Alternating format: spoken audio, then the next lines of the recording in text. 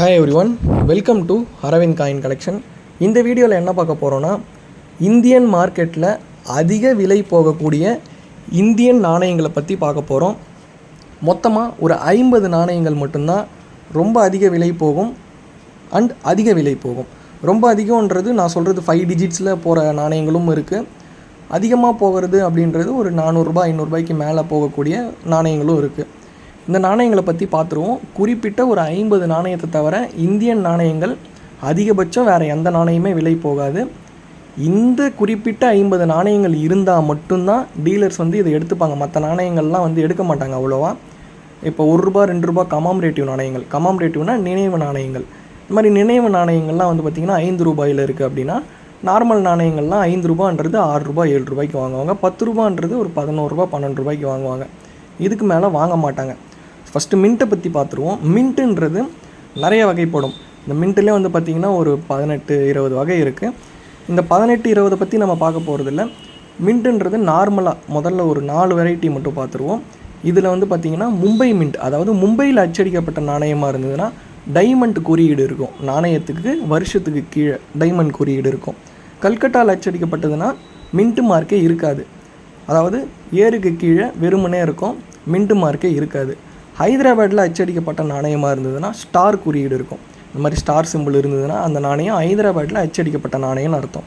நொய்டா மின்ட்டாக இருந்ததுன்னா ஒரு பெரிய புள்ளி இருக்கும். நான் சொல்லக்கூடிய நாணயங்களில் இந்த மாதிரி சிம்பிள்ஸும் இருக்கணும், வருடமும் கரெக்டாக இருந்தால் மட்டும்தான் விலை போகும். 10 ரூபாயிலிருந்து ஆரம்பிக்கலாம் வாங்க. 10 ரூபாயில் 25th இண்டிபெண்டன்ஸ் டே அதுக்காக வெளியிட்ட நாணயம். இது 1000 முதல் 1500 ரூபாய் வரை விற்பனை செய்யலாம். அடுத்து சன் லோட்டஸ், 10 ரூபாயில் சன் லோட்டஸ் நாணயம் 1000 முதல் 1500 வரை விற்பனை செய்யலாம். நான் கம்மியாக சொல்கிறேன் பார்த்தீங்களா, அந்த ரேட் காயின் கண்டிஷனை பொறுத்து. இப்போ காயின் கண்டிஷன் ரொம்ப கம்மியாக இருக்குது அப்படின்னா அந்த கம்மியான விலை. அதிகபட்சம் விலை சொல்கிறேன் பார்த்தீங்களா, அது நல்ல யூஎன்சி கண்டிஷனாக இருந்ததுன்னா அந்த விலை. ஸோ அதை பார்த்துக்கோங்க. அடுத்து 10 ரூபாயில் காந்தி நாணயம். காந்தி நாணயத்தினுடைய மார்க்கெட் ப்ரைஸ் பார்த்திங்கன்னா 1000 முதல் 1500 வரை. அதுக்கடுத்து 10 ரூபாயில் 2005ஆம் ஆண்டு அச்சடிக்கப்பட்ட நாணயம் 400லிருந்து 1500 ரூபாய் வரை விற்பனை செய்யலாம். இதெல்லாம் டீலர்ஸ் உங்ககிட்ட இருந்து வாங்கிக்கக்கூடிய விலை தான். அடுத்து 2 ரூபாயில் பார்ப்போம். 2 ரூபாயில் 1992ஆம் ஆண்டு நொய்டாவில் அச்சடிக்கப்பட்ட நாணயம். வருடத்திற்கு கீழே பெரிய புள்ளி இருக்குது பார்த்திங்களா, நொய்டாவில் அச்சடிக்கப்பட்ட நாணயம் 300 ரூபாயிலிருந்து 1500 ரூபாய் வரை விற்பனை செய்யலாம். இதெல்லாம் டீலர்ஸ் வாங்கிக்கக்கூடிய விலை, விற்பனை விலை வேறு. அதுக்கடுத்து 2 ரூபாயில் 2004ஆம் ஆண்டு அச்சடிக்கப்பட்ட நாணயம் கல்கட்டா, அதாவது வருடத்திற்கு கீழே எந்த ஒரு குறியீடுமே இல்லைனா கல்கட்டா. இது 150 ரூபாயிலிருந்து 600 ரூபாய் வரை விற்பனை செய்யலாம். அடுத்து 1996ஆம் ஆண்டு அச்சடிக்கப்பட்ட சுபாஷ் சந்திரபோஸ் நாணயம். சுபாஷ் சந்திரபோஸ் நாணயம் 1997ஆம் ஆண்டில் அச்சடித்து வெளியிட்டிருப்பாங்க. அந்த நாணயம் விலை போகாது. 96 நாணயம் தான் விலை போகும். 2000 முதல் 8000 வரை விலை போகும். அடுத்து தேஷ்பந்து சித்ரனந்த் தாஸ் நாணயம் 1998. இதில் நார்மல் மின்ட் இருக்குது. நார்மல் மின்ட் விலை போகாது. ஹைதராபாத்தில் அச்சடிக்கப்பட்ட நாணயம் மட்டும்தான் விலை போகும். 12,000லிருந்து 24-25,000 ரூபாய் வரை விற்பனை செய்யலாம். இது விற்பனை ரேட் மட்டும்தான் இந்த நாணயத்துக்கு நான் சொல்லிகிட்டு இருக்கிறது எல்லாமே. அடுத்து ஏர்ஃபோர்ஸ் நாணயம் 2 ரூபாயில் ஸ்டீல் நாணயம், ஏர்ஃபோர்ஸ் நாணயம். இந்த நாணயம் ஒரு கமாமரேட்டிவ் நாணயம், கொஞ்சம் ரேர் தான். இப்போ 1500லேருந்து ஒரு 2500 ரூபாய் வரைக்கும் நீங்கள் விற்பனை செய்யலாம். இது எல்லாமே விற்பனை ரேட். வாங்குகிற ரேட், அதாவது நீங்கள் கலெக்ஷனுக்கு வாங்கணும்னு நினச்சிங்கன்னா இதை விட அதிகமாக இருக்கலாம், இல்லை கம்மியாகவும் இருக்கலாம். அது டீலர்ஸை பொறுத்து. அடுத்து 1 ரூபாயில் பார்ப்போம். 1 ரூபாயில் 1950ஆம் ஆண்டு அச்சடிக்கப்பட்ட நாணயம் 150 முதல் 500 வரை விற்பனை செய்யலாம். வாங்கும் ரேட் வேறையாக இருக்கும். 1954ஆம் ஆண்டு வந்த நாணயம் 1 ரூபாய் 1500 முதல் 4800 வரை நீங்கள் விற்பனை செய்யலாம். அடுத்து 8 கிராம் நாணயம் 1962 80 ரூபாய் முதல் 300 ரூபாய் வரை விற்பனை செய்யலாம். இது 8 கிராம் நாணயம் பெருசாக இருக்கும். அடுத்து திருப்பி இன்னொரு 8 கிராம் நாணயத்தை பற்றி பார்த்துடலாம். 1970. இந்த 1970ஆம் ஆண்டு வெளியிடப்பட்ட நாணயம் 5800லிருந்து 10,000 வரை விற்பனை செய்யலாம். வாங்கிறதுக்கு வேறு ரேட் இருக்கும். 1982 6 கிராம் நாணயம். இந்த நாணயத்தை நிறைய பேர் தப்பாக புரிஞ்சுக்கிறீங்க. இதில் 8 கிராம் நாணயமும் இருக்குது. நான் சொல்லுவது 6 கிராம் நாணயம். 6 கிராம் நாணயம் 15,000லேருந்து 50,000. அடுத்து 1983 ஹைதராபாத் நாணயம் 60,000லேருந்து 75,000, இது 6 கிராம் தான். அடுத்து திருப்பி இன்னும் ஒரு 6 கிராம் நாணயம் 1988ஆம் ஆண்டு அச்சடித்து வெளியிடப்பட்ட நொய்டா மின்ட் நாணயம் 200 முதல் 800 ரூபாய் வரை விற்பனை செய்யலாம். அதுக்கு அடுத்து வந்து பார்த்திங்கன்னா இதுவும் ஒரு 6 கிராம் நாணயம் 1991ஆம் ஆண்டு அச்சடித்து வெளியிடப்பட்ட நொய்டா மின்ட் நாணயம். இந்த நொய்டா மின்ட் நாணயம் பார்த்திங்கன்னா 10,000லேருந்து 15,000 வரை விற்பனை செய்யலாம். நொய்டா மின்ட்டுக்கும் பாம்பே மின்ட்டுக்கும் நிறைய பேர் குழப்பிப்பீங்க, நல்லா பாருங்கள், காயினை தெளிவாக பார்த்தீங்கனாலே தெரியும். அடுத்து ஸ்டீல் நாணயம் 2004ஆம் ஆண்டு வந்த நாணயம். இது ஸ்டீல் நாணயம் 1 ரூபாயில் 700லேருந்து 1500 வரை விற்பனை செய்யலாம். ஓகேங்களா, 700லேருந்து 1500. அடுத்து இன்டர்நேஷ்னல் யூத் இயர், இது கமாமரேட்டிவ் நாணயம் 1 ரூபா கமாமரேட்டிவில் இன்டர்நேஷ்னல் யூத் இயர். இது ஹைதராபாத் மின்ட் இருக்கணும். 1985 கீழே ஹைதராபாத்னு போட்டிருக்கு பார்த்தீங்களா, ஸ்டார் குறியீடு அப்படி இருக்கணும். இந்த நாணயம் இருந்ததுன்னா 15,000லேருந்து 50,000 போகும். அடுத்து நேரு நாணயம் 1989ன்னு போட்டிருக்கு பார்த்தீங்களா, அதுக்கு கீழே வந்து நொய்டா மின்ட், அதாவது பெரிய புள்ளி இருக்கணும். இந்த நாணயம் 150லேருந்து 1200 போகும். அடுத்து ஸ்டீல் நாணயம் இன்டர்நேஷ்னல் இயர் ஆஃப் ஃபேமிலி. இந்த நாணயம் வந்து இதுவும் நொய்டா மின்ட்டில் இருக்கணும். 350லேருந்து 1000 ரூபாய் வரை விற்பனை செய்யலாம். வருடத்திற்கு பெரிய புள்ளி இருக்குது பார்த்தீங்களா, இப்படி இருக்கணும். அடுத்து லோக் நாயக் ஜெயபிரகாஷ் நாணயம். இந்த நாணயம் வந்து பார்த்திங்கன்னா நோ மின்ட் மார்க்குன்றது கல்கட்டா கிடையாது, இது வித்தவுட் மின்ட் மார்க்கு. இந்த நாணயம் 400லேருந்து 1200. அடுத்து வீரதுர்காதாஸ் நாணயம் வந்து பார்த்திங்கன்னா 300லேருந்து 600 வரை நீங்கள் விற்பனை செய்யலாம்.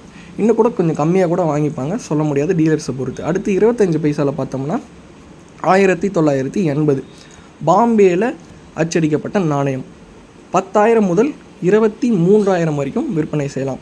இப்போ இந்த காயின் வந்து பார்த்திங்கன்னா இந்த காயின் வந்து குட் கண்டிஷன் தான், ஆவரேஜ் கண்டிஷன் தான் இது. இந்த நாணயம் வந்து 10,000லேருந்து 23,000 சொல்லியிருக்கேன் பார்த்தீங்களா, இந்த நாணயத்தை 10,000 11,000க்கு எடுப்பாங்க. இதே நல்ல கண்டிஷனாக இருந்ததுன்னா கண்டிஷன் ஏற ஏற விலையும் ஏறும். இப்போ வந்து 1984 பாம்பே மின்ட், இந்த காயினை பார்த்திங்கன்னா AUNC மாரி இருக்குது, செமி யூஎன்சின்னு கூட சொல்லிக்கலாம். இந்த நாணயம் வந்து 600லேருந்து 800. இப்போ இந்த மாதிரி நல்ல கண்டிஷனாக இருக்கிறதுனால 600லேருந்து 800ன்றது ஒரு 750 ரூபாய்க்கு வாங்கிப்பாங்க, ஏன்னா கண்டிஷன் இதுக்கு கொஞ்சம் நல்லா இருக்குது. அடுத்து 1989 ஹைதராபாத் நாணயம். இந்த நாணயம் 450லேருந்து 1250 ரூபாய் வரைக்கும் விற்பனை செய்யலாம். இந்த காயினுமே கொஞ்சம் கண்டிஷன் நல்லாயிருக்கு. 450ன்னு சொன்ன பார்த்தீங்களா, காயின் கண்டிஷன் கம்மியாக இருந்தால் வாங்கிப்பாங்க. இந்த காயினை 1100 ரூபாய் வரைக்கும் கூட வாங்க வாய்ப்பு இருக்குது. அடுத்து ஸ்டீல் நாணயம் 1993ஆம் ஆண்டு வெளிவந்த ஹைதராபாத் மின்ட் நாணயம் 1993. இது ஸ்டீல் நாணயம், இது 300லேருந்து 900 வரைக்கும் விற்பனை செய்யலாம். அடுத்து ஏஷியன் கேம்ஸ், இது வந்து ஒரு கமாமரேட்டிவ் நாணயம். இப்போ வருடத்திற்கு நடுவில் இருக்குது பாருங்கள், ஸ்டார் குறியீடு போட்டிருக்கு. 1982க்கு நடுவில் ஸ்டார் குறியீடு இருக்குது பார்த்தீங்களா. இந்த நாணயம் 700 முதல் 1500 வரை விற்பனை செய்யலாம். நான் இப்போ சொல்லியிருக்கிறது எல்லாமே வந்து பார்த்திங்கன்னா விற்பனை விலை மட்டும்தாங்க. அதாவது உங்ககிட்ட இந்த நாணயங்கள் எல்லாமே இருந்துச்சுன்னா இதை நீங்கள் ஒரு டீலர்கிட்ட எடுத்துகிட்டு போய் கொடுக்கும்போது அவங்க வாங்கிக்கக்கூடிய விலை மட்டும்தான். அடுத்து 50 பைசாவில் 1957ஆம் ஆண்டு வெளியிடப்பட்ட நாணயம். இந்த நாணயம் பாம்பே மின்ட்டில் இருந்ததுன்னா 10,000 முதல் 40,000 வரை விற்பனை செய்யலாம். 10,000 முதல் 40,000. இமேஜ் கூட கிடைக்கல பாருங்கள், அவ்வளோ அளவுக்கு இந்த ரேரு. கஷ்டப்பட்டு இமேஜ் எடுத்தது இது சர்ச் பண்ணி. ஸோ அதனால தான் கிரெடிட்ஸும் உங்களுக்கு கொடுத்துருக்கேன், எங்கேருந்து எடுத்துருக்கேன்ட்டு அதையும் போட்டிருக்கேன். அடுத்து 1959 பாம்பே மின்ட்டு. அதே 10,000லேருந்து 40,000 வரைக்கும் இதை விற்பனை செய்யலாம். 1959 இதெல்லாம் வந்து ஃபஸ்ட்டு ஸ்ட்ரைக். 50 பைசாவில் முதல்ல அச்சடித்த நாணயங்கள். ஒரு நாணயங்களுமே இவ்வளோ ப்ரைஸ் வரும், ஃபஸ்ட்டு ஸ்ட்ரைக் இதெல்லாம். அடுத்து 1978ஆம் ஆண்டு அச்சடிக்கப்பட்ட பாம்பே மின்ட் நாணயம் உங்களிடம் இருந்ததுன்னா 500 முதல் 1200 வரை விற்பனை செய்யலாம். இதுவுமே பாம்பே மின்ட்டு தான். இப்போ வந்து 3 சொல்லியிருக்கேன், 3மே பாம்பே தான். அடுத்து 4வதாக ஒன்று சொல்கிறேன், இதுவுமே பாம்பே மின்ட்டு தான். 1986 பாம்பே மின்ட் 1000 முதல் 5500 ரூபாய் வரை விற்பனை செய்யலாம். இப்போ 4 சொல்லியிருக்கேன், 4மே 50 பைசாவில் பாம்பே மின்ட்டு தான். இதுக்கப்புறம் கொஞ்சம் மின்ட்ஸ் மாறும். 1988 இது நொய்டா மின்ட். வருடத்திற்கு கீழே பெரிய டாட் இருக்குது பார்த்தீங்களா, நொய்டா மின்ட்டு. 1000 முதல் 7000 வரை விற்பனை செய்யலாம். இதுக்கடுத்து இதே டைப்பில் இன்னொரு நாணயம் பார்க்க போகிறோம்.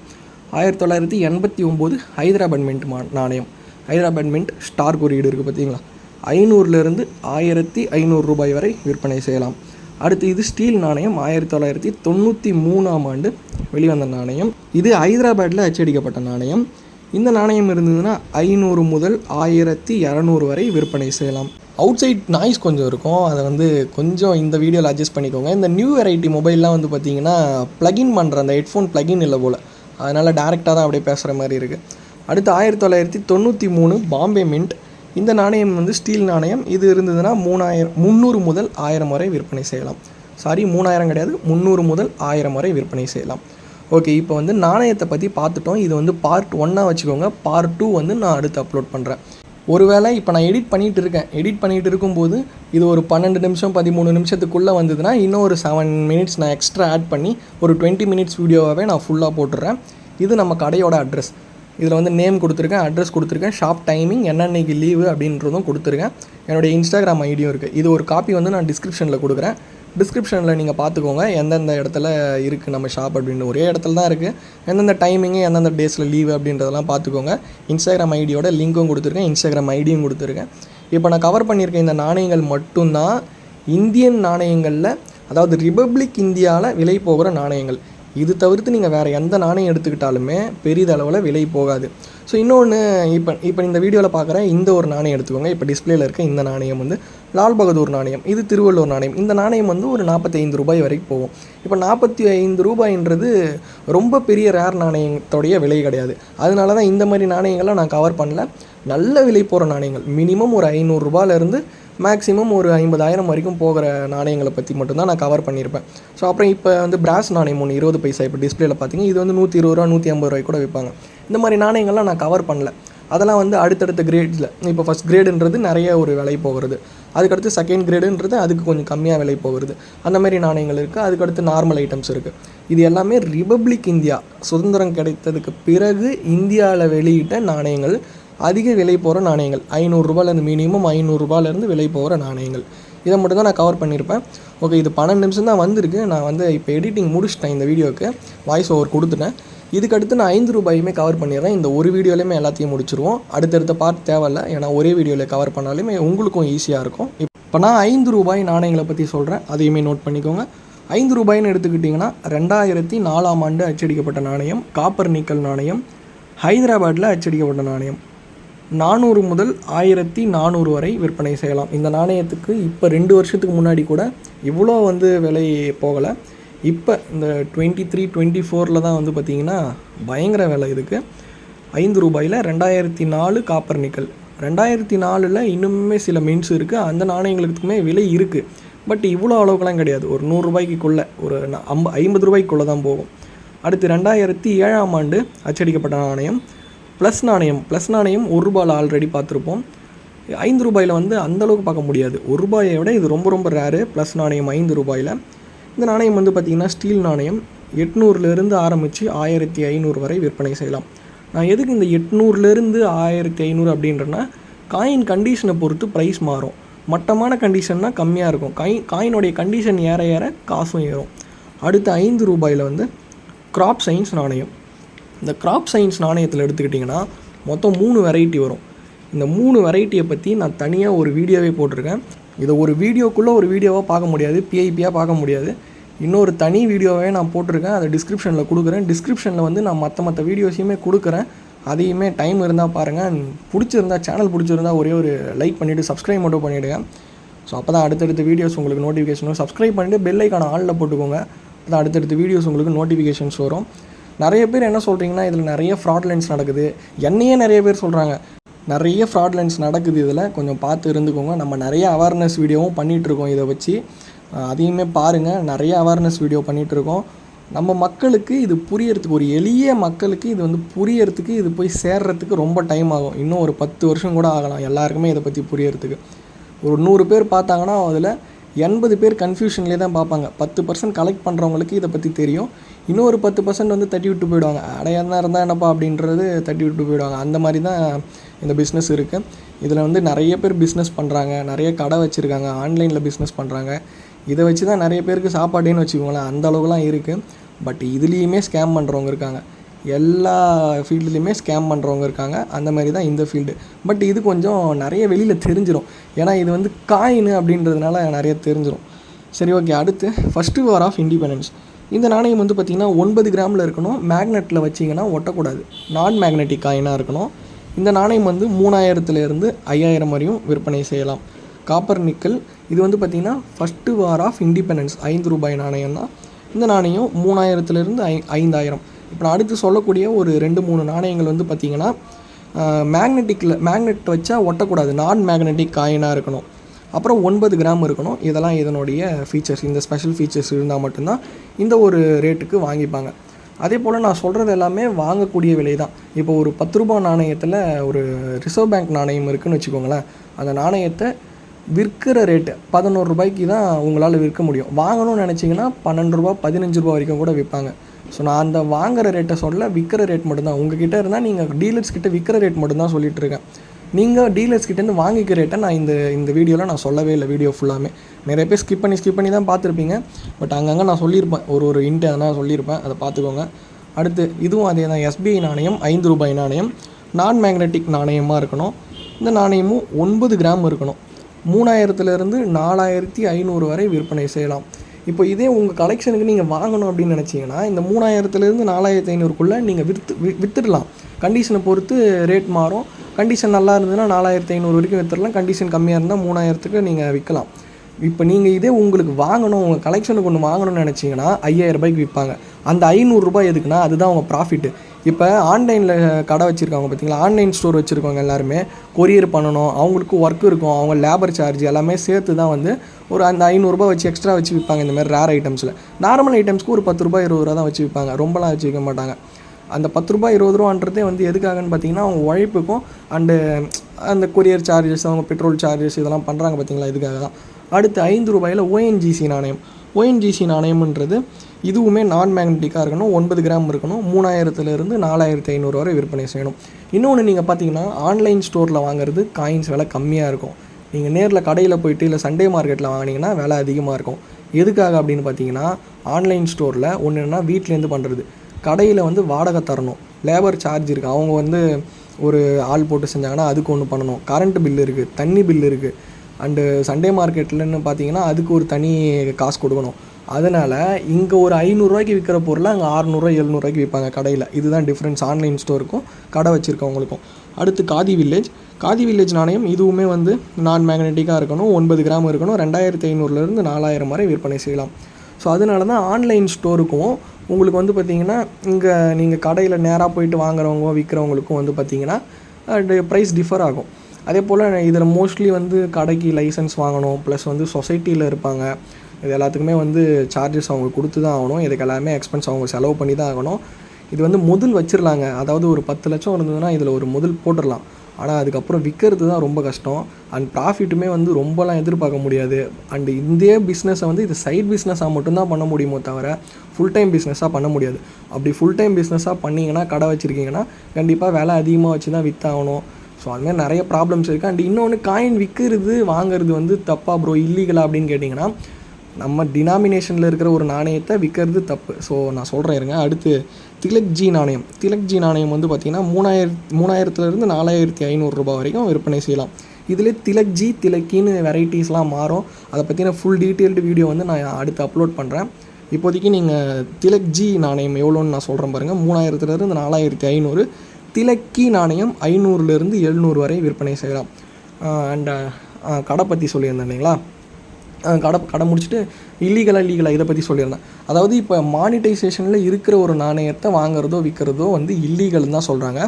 பட் ஒரு கூட்ஸ் ஆக்ட் படி இந்த நாணயத்தை நீங்கள் கலெக்ஷனுக்காகவோ ஹாபிக்காகவோ வாங்கலாம், விற்கலாம். ஆனால் இதில் நீங்கள் எந்த ஒரு ஸ்கேமும் பண்ணக்கூடாது அப்படின்றது தான் சொல்லியிருக்காங்க. ஸோ அதை மட்டும்தான் தெளிவாக சொல்லியிருக்காங்களோ தவிர மற்றபடி இது லீகலாக இல்லீகலான்றது இன்னும் RBI பக்கமும் சரி, இந்தியன் கவர்மெண்ட் பக்கமும் சரி, இதை பற்றின ஒரு ஃபுல் டீட்டெயில்டு வீடியோ நான் வந்து தனியாகவே ஒரு வீடியோ அப்லோட் பண்ணுறேன். இதை பற்றி நான் ரிசர்ச் பண்ணிகிட்ருக்கேன். நம்ம தெரியாமல் வந்து சொல்லிடக்கூடாது, ஃபுல்லாக ப்ரூஃப் இல்லாமல் தெரியாமல் எதுவுமே சொல்லிடக்கூடாதுன்றதுனால நான் கொஞ்சம் வெயிட் பண்ணி நான் ஃபுல்லாக ரிசர்ச் பண்ணி அந்த வீடியோவாகவே போடுறேன். ஒரு கூட்ஸ் ஆக்ட் படி ஹாபிக்காகவோ கலெக்ஷனுக்காகவோ நீங்கள் வாங்கலாம், விற்கலாம். பட் மானிட்டைசேஷனில் இருக்கிற நாணயங்களை நீங்கள் விற்கக்கூடாதுன்றது, டேமேஜ் பண்ணக்கூடாது, விற்கக்கூடாதுன்றது ஒரு லாவும் இருக்குது. அதுக்கு வந்து தனி ரீசன்ஸ்லாம் இருக்குது. அதை பற்றின ஃபுல் டீட்டெயில் வீடியோ நான் போடுறேன். இன்னும் கொஞ்சம் நாளில் நான் அப்லோட் பண்ணுறேன். அண்ட் அடுத்து காப்பர் நிக்கலில் தந்தி மார்ச் நாணயம். தந்தி மார்ச் நாணயம் வந்து பார்த்திங்கன்னா இதுவும் நான் மேக்னெட்டிக்காக இருக்கணும், 9 கிராமாக இருக்கணும். இந்த நாணயம் வந்து பார்த்திங்கன்னா 3000 4000 வரை விற்பனை செய்யலாம். இந்த வீடியோவை 22 நிமிஷம் கிட்ட வந்துடுது. நிறைய பேர் ஸ்கிப் பண்ணி தான் பார்த்துருப்பீங்க. பட் அங்கங்கே உங்களுக்கு தேவையான டீட்டெயில்ஸ் இருந்திருக்கும்னு நான் நம்புகிறேன். நிறைய பேர் இப்போ இந்த வீடியோவில் இருக்கிற ஒரு குறிப்பிட்ட ஒரு 50 நாணயங்களை பற்றி நான் கவர் பண்ணியிருப்பேன். இந்த 50 நாணயங்கள் மட்டும்தான் விலை போகும். இது இருந்தால் மட்டும் என்னை காண்டாக்ட் பண்ணுங்கள். ப்ரோ நீங்கள் வாங்கிப்பீங்களான்னு கேட்டிங்கன்னா, அதாவது கடை என் கடை இல்லை ப்ரோ, எங்கள் அண்ணன் கடை வச்சுருக்காரு. என் அண்ணனா சொந்த அண்ணன் கிடையாது, அவர் அண்ணன் மாதிரி. இந்த ஃபீல்டில் வந்ததுக்கப்புறம் நல்ல க்ளோஸ் ஆனவர் தான். நம்ம இந்த பிஸ்னஸ் எடுத்து பண்ணுற அளவுக்கு நம்மக்கிட்ட அவ்வளோவா முதலீடு இல்லை. அண்டு பண்ணுறதும் பார்த்திங்கன்னா பெருசாக ப்ராஃபிட்டும் கிடைக்க மாட்டேங்குதுன்றதுனால நம்ம பண்ணுறது கிடையாது. சும்மா யூடியூப்பில் வீடியோ போடுறது இந்த மாதிரி தான் பண்ணிகிட்ருக்கோம். அண்டு சேல்ஸ் எப்போனாவது அவர் கடைக்கு போனோன்னா சேல்ஸ் எப்போனா நடக்கும். ஸோ நம்ம குரூப்பில் சேல்ஸ் போடுவேன். அதனால் நம்ம பெருசாக இதில் இன்ட்ரெஸ்ட் கிடையாது. யூடியூப் வச்சுருக்கமேன்றதுனால கொஞ்சம் அங்கங்கே அதுமாரி பண்ணுறது, இந்த எக்ஸிபிஷன் போகிறது, இந்த மாதிரி அதெல்லாம் பண்ணுறது, இது மட்டும்தான் நம்ம பண்ணிகிட்ருக்கோம். கடை என் கடை இல்லை ப்ரோ, அவருக்கு போட்டு கால் பண்ணி அங்கே போய் நேரில் போயிட்டு இல்லாத காயின்ஸ்லாம் எடுத்துகிட்டு போயிடாதீங்க. இந்த வீடியோவில் இருக்கிற காயின்ஸை மட்டும் எடுத்துகிட்டு போங்க. இந்த வீடியோவில் என்னென்ன காயின்ஸ் சொல்லியிருக்கணும் அது மட்டும்தான் ரேர் காயின்ஸு, அது மட்டும்தான் விலை போகும். மற்ற நாணயங்கள்லாம் விலை போகாது. ஸோ போனாலுமே 5 ரூபானா ஒரு ரூபா 2 ரூபா எக்ஸ்ட்ரா கொடுப்பாங்க. 1 ரூபா நோட்டு 2 ரூபா நோட்டு இருக்குன்னா அதில் 1 ரூபா 2 ரூபா எக்ஸ்ட்ரா வச்சு வாங்கிப்பாங்க, அவ்வளோதான். மற்றபடி பெருசாக எந்த நாணயங்களுமே விலை போகாது. கரன்சி நோட் பற்றி நான் வேறு ஒரு வீடியோ போடுறேன். கரன்சி நோட்டுன்றது ஒரு கடல், காயினுன்றது பார்த்திங்கன்னா ஒரு சிறுங்கடல்னால் அது ஒரு பெருங்கடல். ஸோ நிறைய வெரைட்டிஸ் இருக்குங்க. நிறைய ஒரு குறியீடுகள்லாம் இருக்குது. இதில் எரர் நாணயங்கள் இருக்குது. அது எரர்லேயே பார்த்திங்கன்னா ஒரு 40 எரர் கடை இருக்குது, 40 எரர்கிட்ட. ஸோ அந்தமாதிரி பார்த்துக்கோங்க. இப்போ இந்த வீடியோவில் இருக்க நாணயங்கள் இருந்தால் மட்டும் காண்டாக்ட் பண்ணுங்கள். மற்ற நாணயங்கள்லாம் இருந்தால் யாரும் பெரிதளவில் விலை போகாது, உங்களுக்கும் நஷ்டம். ஏன்னா நீங்கள் கடைக்கு போகிற செலவே உங்களுக்கு பெட்ரோல் செலவே 50 ரூபா 100 ரூபா லோக்கலில் இருந்தாலே ஆகிடும். வெளியூர்லேருந்துலாம் வந்தால் பார்த்துக்குவோம் எப்படி இருக்கும்னு சொல்லிட்டு. பிரிட்டிஷ் இந்தியா பற்றி நான் இன்னொன்று கவர் பண்ணுறேன். ஸோ அண்டில் தென் சப்ஸ்கிரைப் பண்ணாமல் இருந்தால் பண்ணிவிடுங்க. அடுத்தடுத்த வீடியோவில் பார்ப்போம். லைக் கொடுத்துருங்க மறக்காம.